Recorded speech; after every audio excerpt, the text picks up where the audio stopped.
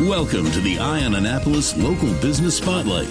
There are thousands of locally owned businesses in the area, some small and some large. Some you may know and others you don't.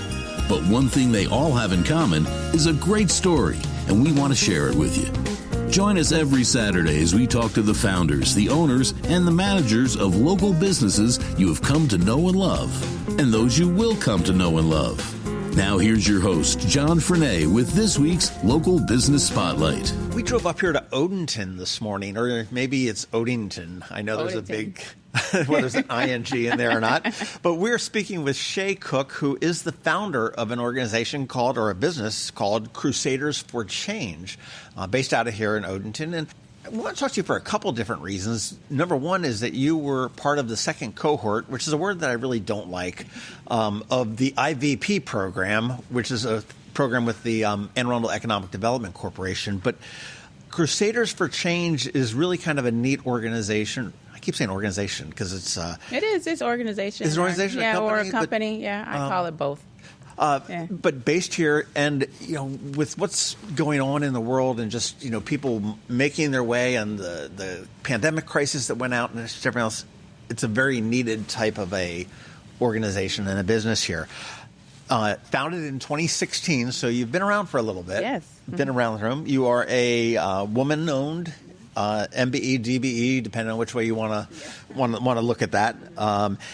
So, what is Crusaders for Change? Yeah, thanks, John, for this opportunity today.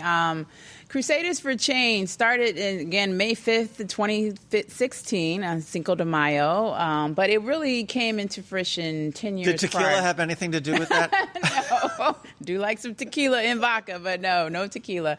But it really comes from a spiritual place. My husband was military, he's retired, Air Force, and when we were in Turkey, my spirit really spoke to me is to start a business. And years is going by and working on degrees, getting certifications in financial, personal finances. I started writing down in a journal years before 2016 about a business and what it would look like. And Crusaders for Change actually came up during that journaling. So when in 2016, when I finally was serious about it and I was ready to take that leap of faith, I went back to that journal and I was like, what am I going to name this business? And it was there. And it's really about just helping people getting out of debt, improving their credit, saving, meeting financial goals through financial counseling, coaching, and classes, and really just do just helping people get financially free. How did you find your way? I mean, okay, you were journaling and you were trying to figure out, okay, I want to do this. And you said it's a leap of faith. And boy, I'll tell you, starting your own business, it really is. It really is. and it has its ups and downs. I've often joked and said that, it's the most rewarding thing I've ever done. Yet it's the most stressful thing. Amen. Yes. And as you sit there, and I know I jokingly say I get down and I pray to the post office guys to bring me, a check some weeks. Yeah. And other weeks it's like, okay, this is great because I'm doing some fun things. Mm-hmm. But how did you find your way here into the financial realm? You said you married into the military. Yeah, and my dad was military too, so I got to give him credit. He was in the Army for 22 years. So I always say I was conceived into the military. My parents met actually in Fort Meade, Maryland, had me and then got married and traveled around the world. And then I met my husband while I was in college and traveled around the world again. Really, my passion at the time, before I even personal finance, was psychology. When I was in college, I started off in computer science, and that's a long story for another day. But psychology, I fell in love with psychology and just the study of human behavior. And so I always really wanted to do some mental health counseling. But when we were in Turkey, it really just started speaking to me like, finances is your thing. And I started looking back, it's like when I was in high school, I was always the treasurer. And I loved accounting, and I was always the treasurer. Even to this day, everybody's like, "Can you be the treasurer?"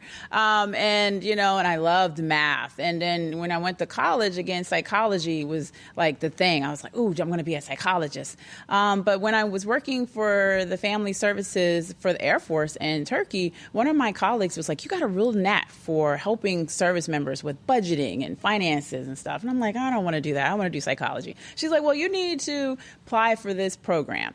And so it was the Military Spouse Fellowship Program through FINRA Foundation, Financial Industry Regulatory Authority. And they had this military program to help military spouses become accredited financial counselors. And I just did it because she told me to, and it looked great on my resume. Well, you know what? I got accepted a month later, and we were moving from Turkey to Maryland. And I did the program in less than a year. And really, John, as I moved through my career with the military, I was working as a federal civilian with the Air Force and the Army and then the Coast Guard. It was always personal finances, always personal finances. And I'm like, I got a real knack for this. And I did other family services, fields and items. But, it just really always came back to personal finances. And then in 2016, I was like, you know what? It's time that I actually listened to the spirit that spoke to me in 2006 when I was in Turkey and helped people with their finances through a business. So that was 10 years in the 10 making. years. I always tell family and friends that I was disobedient to my spirit because I was like, no, I want to be a federal civilian. I want to be a GS-15 or SES and all this. And I got up to a 14, and I was the first family services division chief for Coast Guard, managing 13 family programs. It was a really cool gig, but I really just wanted to do personal finances. Well, personal finance, my own little bug up my own butt is that the public schools don't necessarily teach these kids that are getting out. And, they're very good at encouraging them to either, get on a track, go into the workforce track, the tech track, I'll say like the VOTech or the trades track, I guess they call it, or the college track. No matter what track you get into, at some point you're going to have to balance the checkbook. Exactly. and just the basic stuff. My kid one time asked me, and I was like embarrassed. The stamp goes on the upper right corner of the envelope, right? Just the real, and it's the stuff that I, as in being an old guy, have taken for granted. I don't think anybody balances a checkbook anymore. No. We pull up the app and there's exactly. I'll Venmo some money in there. Yeah. And I remember in my college days, Sears was still in business, and their biggest profitable line was their credit card, as opposed to all the products they sold. And I remember getting that card. That was my very first credit card, and it didn't matter. I could have bought like Montana, and I could have paid $13 a month for it for the rest, the rest of the planet's life. As a result, when I was younger, I got in over my head. I got, my first house I bought, the bank was like, dude, what are you thinking? And so, it's a needed service. And I've got to think that, when you look in your roots in the military, that the military, their focus is pretty singular on the military and tends to be by the wayside. So I imagine it's probably a great opportunity to get in there and help people. Yeah, and the military, they have plenty of resources, not necessarily used because there's still a stigma around money and around getting help and around personal finances, even with the military. We had these robust services and still do, because I work very closely with them still throughout all of the military services, and service members still don't want to get help because of the stigma. But then even like you said, when I was working, I worked for the credit unions in Germany and Omaha, Nebraska for a while, and I remember service members coming in and like, well, I still have checks in my book, ma'am. I still have money. No, you don't.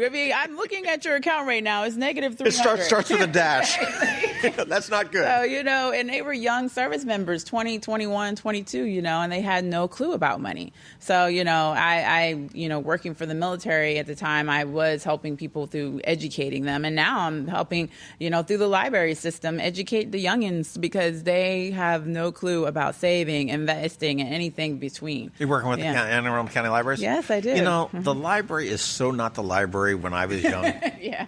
They are great. Oh, my God, they are. They've just discontinued it, but for a while they were distributing COVID tests, rapid COVID tests. And I've got to find out why they're discontinuing it, but they pulled them out last week. But so what exactly do you do? What do I come to Crusaders for Change? Yeah. It's crusadersforchange.org with the number 4. Yes, exactly. Crusadersforchange.org, exactly. Or .com. We own both domains. Somebody who is ready. I always say ready because we get a lot of interest, which is great. People come and say, I have a lot of debt. And that's one of the biggest one. I got a lot of student loan debt. I have a lot of unsecured debt. I'm just, collections up just crazy collections on my credit report. my credit score is low. I have no savings, especially during the pandemic. People are really struggling still to meet their Sure. their regular necessary items that they need to purchase, and then and everything in between. Just I need education. Even though we're not financial advisors and we're not helping give investment advice, we do provide investment education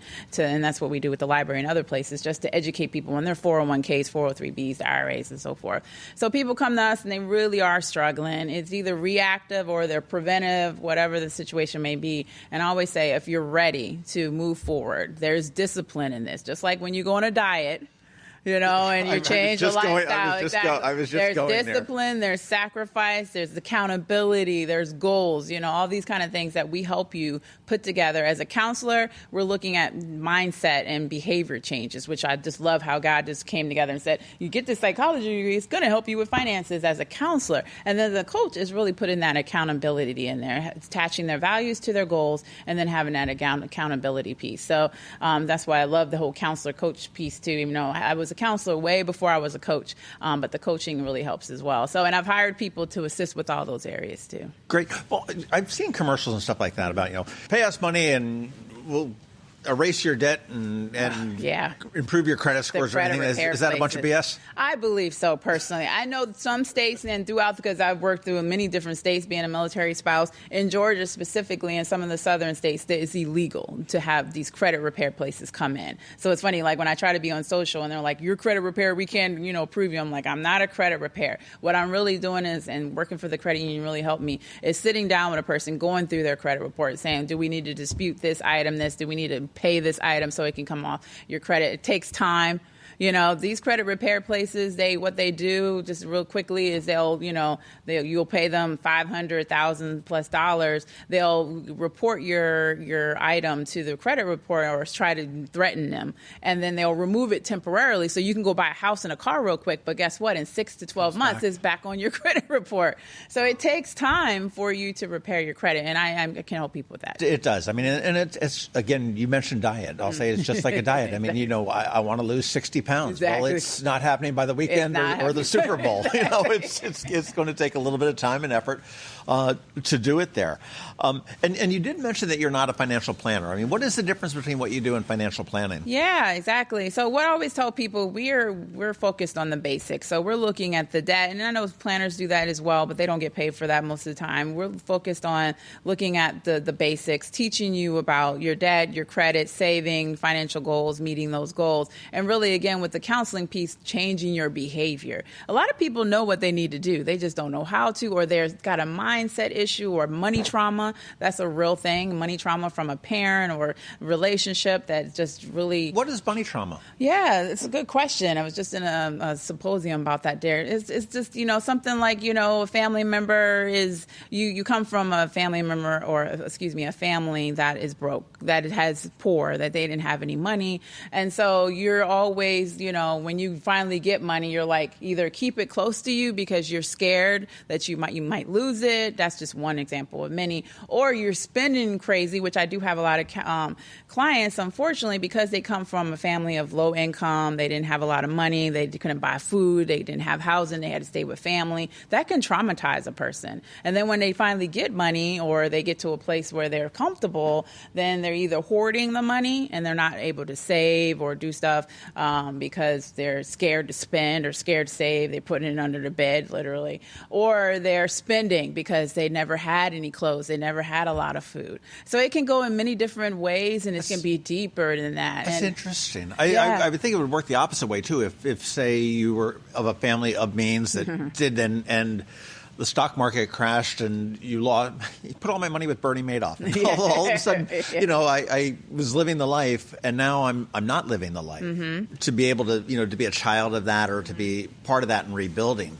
that's Or even, like you said, a child that comes from money and they've been enabled all their lives and now they're out there just spending, I have just an abundance of money. No, you don't. You need to save something. And they're just, they have this mindset that they're always going to have something. And then they spend it all and they're like, oh, my God, where's my money? So. Well, one thing I've learned in my almost 60 years of life, there are no guarantees in life. And, as soon as you start to believe that there are guarantees and there's entitlements and everything else, usually they're pulled away from you. Yeah, exactly. You usually get a wake-up call. That is so true. I've been laid off. Everybody's like, get a government job. It's so secured. And then I was laid off by the Army. And I'm like, oh, wait a minute. It's not that secure. There are ways.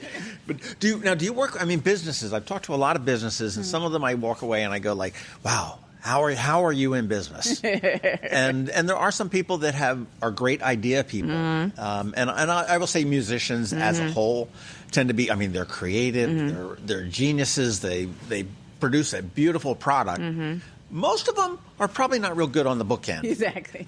Do you work with businesses at all? Yeah, not as much as it's funny thing is you asked that question because I do work from businesses from the personal sense. So people own businesses come to me, want to get their personal finances in order, and then they go to an accountant or a CPA to get the business in order. And usually what I've found, and I'm sure a lot of the counselors in my industry can tell you this, is that business owners that don't have their personal finances in order don't have their business finances in order. So, a lot of small business entrepreneurs are come to C4C, as I call it, Crusaders for Change, and will need help with their personal finances. And they're like, oh, well, I'm not doing this in my business finances. So a lot of that stuff, transfers to there. Interesting. And you've been doing this since May of 2016. So we're going on 6 years. Yeah. What is the best piece of advice, or maybe it's a repeated piece of advice that somebody walks in and, you meet with them and you pull out the glove and you're like, okay, look, how many times do I have to tell you don't, spend more than you earn? That's obviously a simple one, but what's one of the biggest pieces of advice that you can give somebody that may be struggling? That's a good question. And because it all depends on the situation. I know one of the most consistent pieces of advice I give is that either if you are living above your means, you either need to spend less or make more. And people don't understand that sometimes. So, because when we're going through their line items on their spend plan or budget, and I'm like, oh, you're spending too much on food, which is a big one right now in pandemic. And people have to cut back on that or their cable or whatever it may be. It's like you really have to cut back on your spending, or you just need to go get a second job or try to get a promotion or whatever that might be. That's usually like the most basic consistent advice that us as counselors have to get. We talk about this all the time in our conference and stuff. People are either spending too much or they're not making enough. So they need to either cut back or they need to make more. So that makes sense. Pretty basic. But, pretty simple. It's very simple, but it's not always easy. No, you're absolutely right. And I think everybody has gone through that. My children are grown and flown at this point. And there were times when we struggle through, through life. We've got bills and we've got this. And the kids are some of the most expensive assets you're ever going to own. So true. But who is your ideal client? Yeah. So before the pandemic, because I work with the military and I'm an African American woman, I was like, oh, my community, and they still do, need a lot of help. So in the beginning, it was African American single women, younger couples. We love working with married couples or partnered couples, and then seniors. Then now in the pandemic, and I'm sure after the pandemic, and we always helped everybody in between, it doesn't matter what race. It's all about who's ready to get out of debt, to improve their credit, to save, who wants to do better financially, who wants to be financially free and not feel like the shackles of, whatever money issue they're having is holding them back. So that's who's coming to them. And, male, female, doesn't matter what color, doesn't matter what race, doesn't ethnicity, doesn't matter what religious affiliation. We've been helping everybody during the pandemic. It's just, especially after we started opening up a little bit last year, we were getting so many calls that people just needed help. And a lot of it was just like, I don't have enough savings. I'm scared of the next pandemic. I'm like, well, hopefully we never see another pandemic. But, whatever the next unexpected expense or a situation might be, they're trying to save more to prepare for that. Because as you might know, some of the data that's come out over the last few years, Americans can't even pay for a $400 emergency.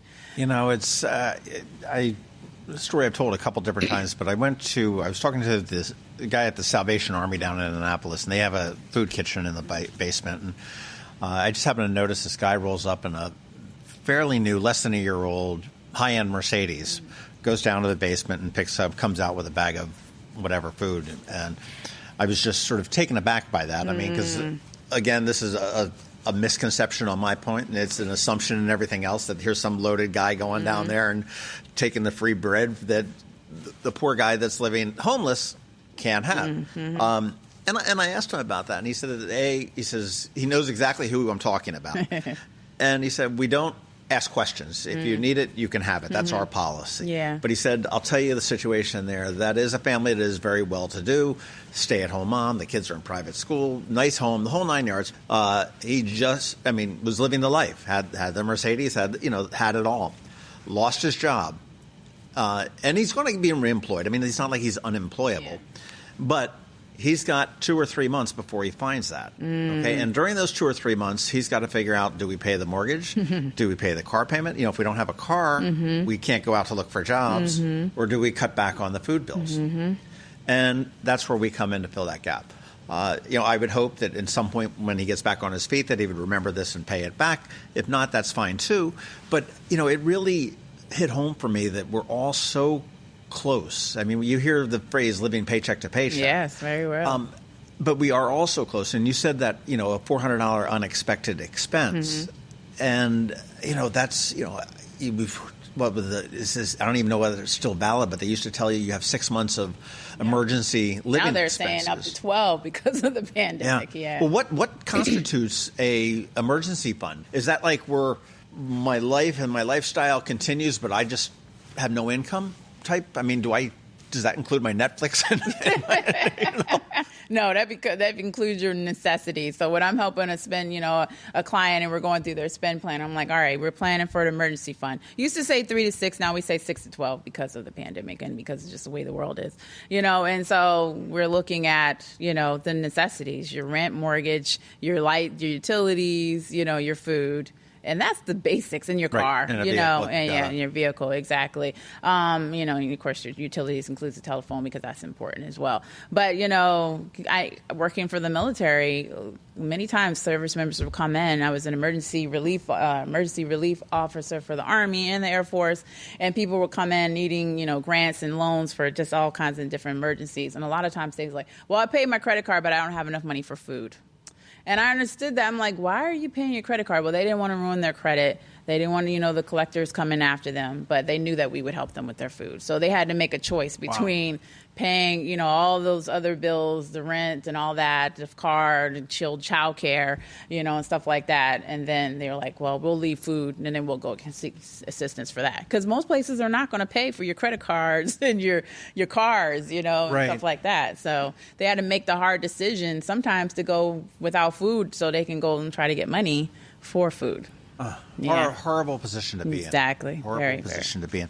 And, I will say also that you've recently finished up the second, we mentioned it earlier, the second cohort of the IVP program, which every time I see that and say that, I either think it's some sort of a fertility treatment like IVF. or some sort of a timeshare situation. But it is the Inclusive Ventures program, which is born actually out of the pandemic for minority, and we'll define it any which way we want them, whether it's black or female or Alaskan or whatever it may be, businesses in Anne Arundel County to get help to bring them to the next level. And you have to be an operating business. You can't be an idea. There's probably other programs, but it's administered through the Anne Arundel Economic Development Corp. And how was your experience with that? They bring mentors to you so and I'm going to say that you've probably got the financial end of the business down. I did, but you know what? I enjoyed meeting with the accounting mentor. But even going back to IVP, that was a great program. My cohort 2, was more of the growing aspect. Most of the businesses in my cohort were very established, making really good money, and we just needed help figuring out how to grow, expand our businesses. So that was great to be with those, similar personalities, similar, situations with the businesses. But And, I thought that too. Oh, I meet with the accounting mentor. I already know everything. But she was one of my, maybe because I just love it, talking to accountants. But she just gave me some amazing ideas when it came to financing and, growing the business. So I enjoyed the accounting mentor. We had an HR mentor. We had a legal mentor. They were all great. We had a marketing representatives, financing, government. I mean, they really brung in the kitchen sink of everybody you can think of to help expand and grow your business. So it was a great opportunity. Well, that's one of the things. I mean, as an entrepreneur, you have to be the chief cook, bottle washer, janitor, receptionist, the whole 9 yards. And very often, you're jack of all trades, the experts of none. Mm-hmm. This will, and even as, with the accounting background that you have, Shay, is that you're talking to somebody else that has a different perspective. Mm-hmm. They can look at it from just a different angle. I mean, you're always looking straight ahead or whatever it may be, and now somebody's just coming in from the side, and you're like, "Oh, I never saw that." Exactly. And that pick up that little tidbit there. But you may not be strong in HR, but this is a program that would enable somebody to say, hey, I can hone and bring up my HR skills. Exactly. I think that is one of the greatest lessons. We had to do a full presentation with all these big leaders and stuff at the end. And one of my biggest lessons learned was delegation, and that I want to eventually be an employer and not just an employee, which I am an employer now. I've hired people. I've got counselors, administrative assistants. Freak? I am extremely a control freak. I'm an Most OCD entrepreneurs are. And type A. So, yes. Can anybody do it as good as you? Oh, no. Of course not. Of course not. I just, after 22 years of marriage, hired somebody to clean my house because I'm like, nobody can clean my house like me. So yeah, I just, I'm totally a control freak, but it's hard to let go. And so that was constantly reiterated during the IVP program was delegate, delegate, delegate. And I literally put that on my presentation. Delegate, delegate, delegate. That is what I learned overall, anything. I mean, it was some great information, but it was just a reminder that I need to delegate. So.